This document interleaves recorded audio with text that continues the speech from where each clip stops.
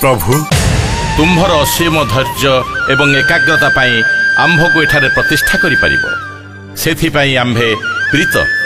मु किए प्रभु मु तो निमित्त मात्र लीलामय इच्छा ही आज वास्तव में रूपांतरित होईछि। तुम्भर मनोवांछा प्रकाश कर इंद्रदम्न।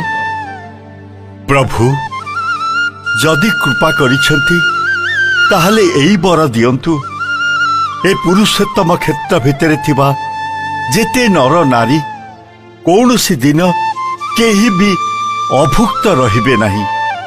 सेइथिपाई प्रतिदिन प्रभातरु रात्रि अर्धजाम पर्यंत आपणक निकटरे अन्य व्यंजन एवं 60 पौती भोग लागुथुबो।